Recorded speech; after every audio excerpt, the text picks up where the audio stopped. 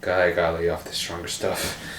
Could you imagine if there were an OVA like that? I mean, it'd be just completely insane, but at the same time so hilarious and cheesy that I would have to do a review of it in the near future or something like that.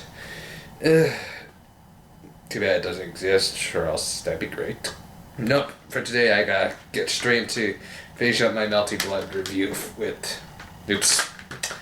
React. This expansion provides a ton of much needed improvements on the original, including better controls, more balanced characters, and a certain mode that was missing from the original. What was that certain mode? Well, I went on and on about how great the story mode was last time, so aside from that, what's the other important one-player mode that's in almost every fighting game? Yep, an arcade mode. Wow, talk about missing one of the basic building blocks. But again, independently made, so let's just let it slide. Besides, I guess they really want to focus on the story mode, and here they have to provide a ton of different stories for each of the characters. Plus, for this one, they include several new characters.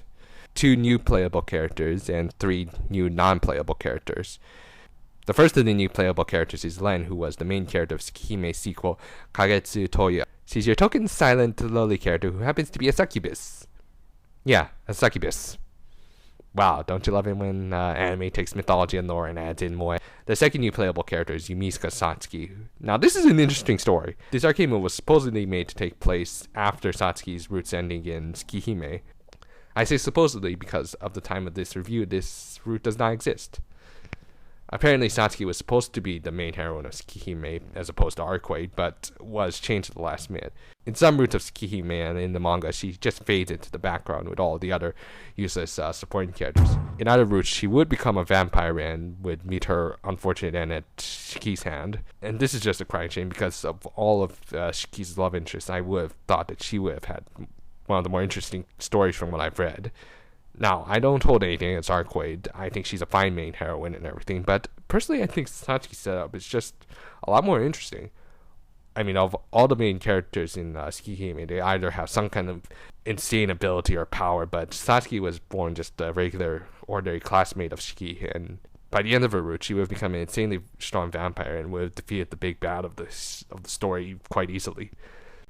I mean, first off, let me tell you about the whole process of becoming a vampire in Tsukihime. After being bitten by a vampire, a human has about a 1 in 100 chance of surviving the attack. From there, only 1 out of 1,000 will sentience. From there, only 1 in 10,000 will actually become a vampire. So, multiplying all that together, that's a 1 out of 1 billion chance of actually becoming a vampire. I mean, wow, that's just insane. And not to mention, the whole process is meant to take several years, and she does it in the span of a day.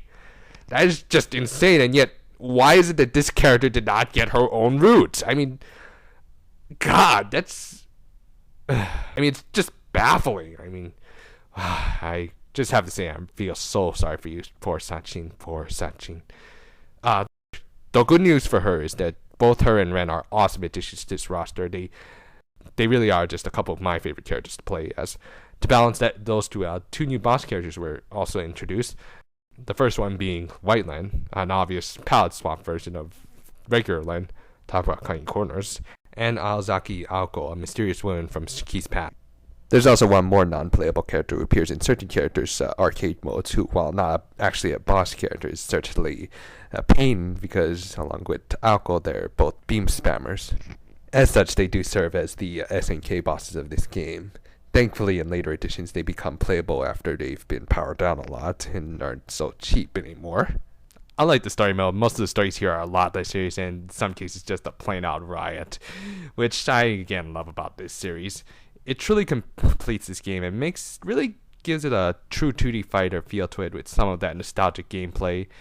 Without the arcade mode, I wouldn't even be able to really say this game is complete. So, without the expansion pack, I would give this just a 3 out of 5, but with it, and you need it again, I would give this whole game a 4 out of 5.